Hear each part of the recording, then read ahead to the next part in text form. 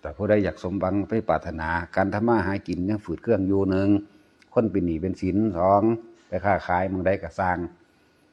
รู้สึกว่าถูกเอาเปรียบหรือคนยืมเงินบ่คืนเด้อที่นี่เหตุตัวนี้ด้วยอานาปานสติบัดนี้วิธีทรงฌานที่หนึ่งสำรวจตัวเองแล้วก็ไล่เรียบเรียงตัวเองให้มันถูกฌานที่หนึ่งหรือการทรงฌานคำว่าทรงฌานสิเอิ้นว่าทรงอารมณ์อันเป็นกุศลก็ได้ก็ถือเบิดนั่นแหละทรงฌานเจริญฌานหรือเจริญแห่งอานาปานสติเนี่ยซื้อมันซื้อให้ทุกคนทบทวนตัวเองผู้เฮ็ดได้อยู่แล้วนะทบทวนตัวเองเด้อเป็นผู้มีสติรู้อยู่หายใจเข้าหายใจออกอาการปิติเกิดขึ้นปิตินี่เฮาสิเอา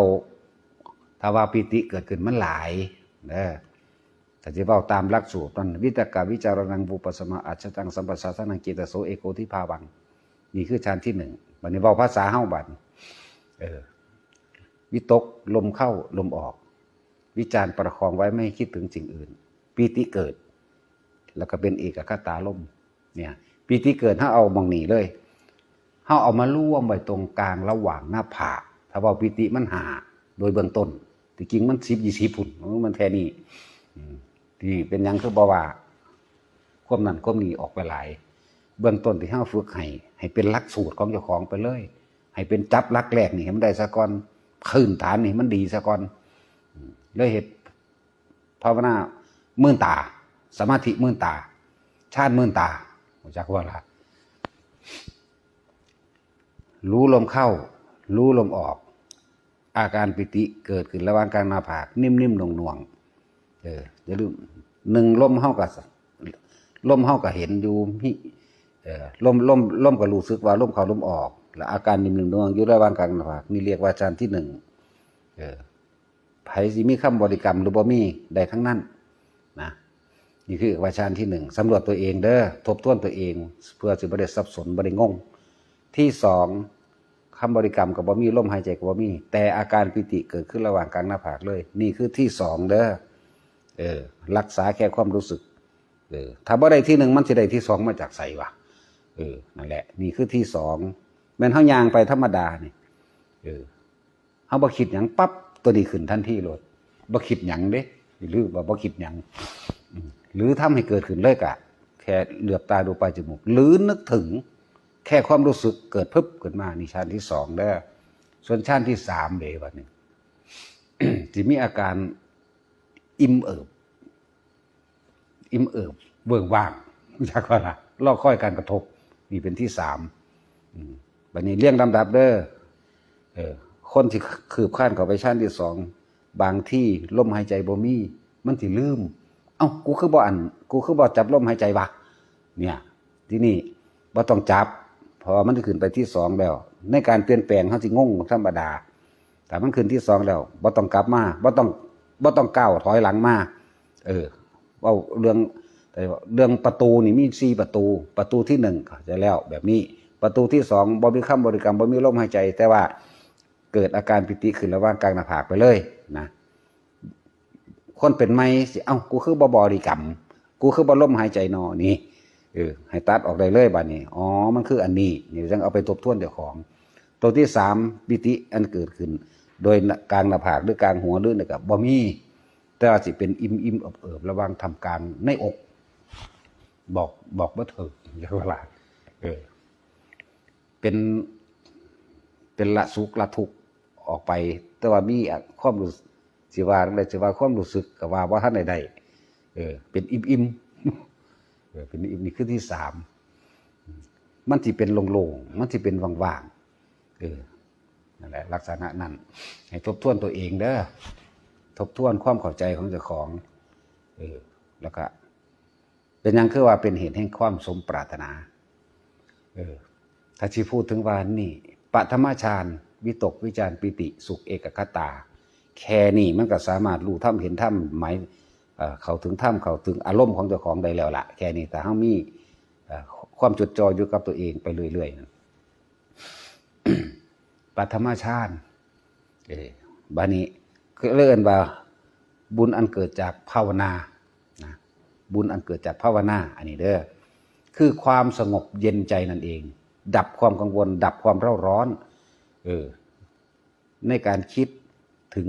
บุคคลสัตว์สิ่งของความอยากได้อยากดีอยากมีอยากเป็นในบุคคลสัตว์สิ่งของมันบ่มีแล้วแค่รู้อยู่ในลมหายใจกับอาการปิติเกิดขึ้นในระหว่างนี้ทำให้บ่อยทำให้มากทำให้ชินคำว่าบุญมันเกิดแบบไรตัวเองรับความรู้สึกของบุญโลดบาดนี้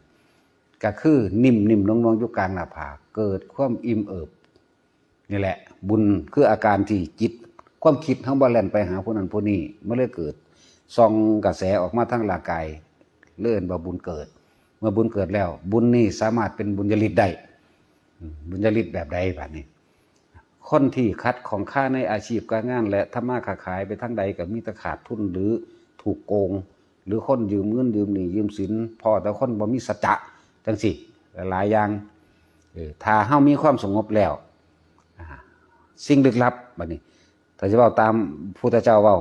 สถานนั้นสถานที่นั้นก็เป็นทิพย์จิตก็เป็นทิพย์หลายๆอย่างก็เป็นทิพย์นะที่นี่และด้วยอำนาจแห่งอานาปานสติที่เฮารู้ลมเข้ารู้ลมออกอยู่นี่นะมารทั้งหลายจะไม่ทำอันตรายใดๆให้เรากับเราได้เลยเห็นไหมมีแต่กุศลอย่างเดียวหรอกสิเข้ามาบัดนี้หรือว่าเจ้ากรรมนายเวรบัดนี้บอกง่ายๆเจ้ากรรมนายเวรมาปึ๊บตามธรรมดาการให้ผลของกรรมให้ขณะนี้ให้พรุ่งนี้มะรืนนี้หรือให้ผลต่อๆไปตรงหอดชาติหน้าหรือหอดกับหน้าหรืออสงไขยหน้าก็สร้างเนี่ยต้องบอกคุ้มไว้นะในขณะนั้นบัดนี้ต้องว่าเจ้ากรรมนายเวรมานี่ปึ๊บมาถึงปั๊บคนมันเร่าร้อนคนมันกังวลคนมันต้องการขาแต่ว่ามาเห็นสุว่าบุญเฮาเกิดตามธรรมดาโลกทิพย์นี่เขาจะเอาแสงโลกที่เขาบ่เห็นล่ะเรียกว่าโลกทิพย์โลกผีนั่นแหละเทวดาอินพรหมทั้งหลายนั่นแหละโลกที่เขาบ่เห็นเขาจะเอาแสงสว่างเกิดจากความสงบของเฮาเองบัดนี้เขามาถึงปุ๊บเห็นหยังเฮาก็บ่ได้อีกอย่างหนึ่งก็เขาก็มาเลยเกิดกลายเป็นว่าโมทนาแต่จะเปรียบเทียบดันว่าคนมาเก็บเอาหนีถ้าเขาได้หนีแล้วนี่เจ้ากรรมนายเวรมาได้หนีแล้วได้กินบุญแล้วเปลี่ยนใจจากร้ายกลายเป็นดีจากอาฆาตกลายเป็นอโหสิกรรมสมมติว่ามันมีอยู่100หายไปทีละ1ทีละ2ทีละ3ทีละ4 5 6 7 8 9 10ลดหน่อยลงลดหน่อยลงจากเคยทำการทำงานกับผิดพลาดจากเคยเขายืมเงินจากเคยผิดหวังหลายๆอย่างจากเคยมีความขับแค้นใจในใจหลายๆอย่างเมื่อเจ้ากรรมนายเวรหายไป50เนี่ยการทำงานของเฮาการเงินการงานของเฮาเริ่มดีขึ้นเพราะไม่มีคนขวางก็สิเว้าอย่างนึงเทียบว่าไม่มีฝ่ายค้านบ่พอแต่ว่าฝ่ายสนับสนุนมีมากกว่าบัดนี้มันก็เลยเป็นเหตุแห่งการสมปรารถนาไปเรื่อยบ่มีผู้ขวางบ่มีผู้ค้านมีแต่ผู้สนับสนุนเดบัดนี้ที่เป็นมิตรอยู่แล้วเป็นมิตรอยู่แล้วภูมิเทวดาลุกขเทวดาแม้อากาศเทวดาก็รวมโมทนาเลยยินดีด้วย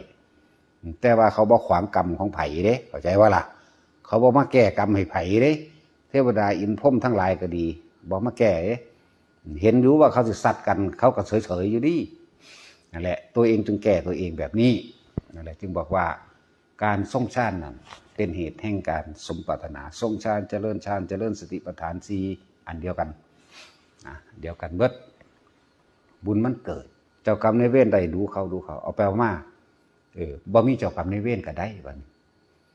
บ่มีจนถึงขั้นบ่มีเฮ็ดหยังก็เลยดวกไปเบิดเลยนั่นแหละ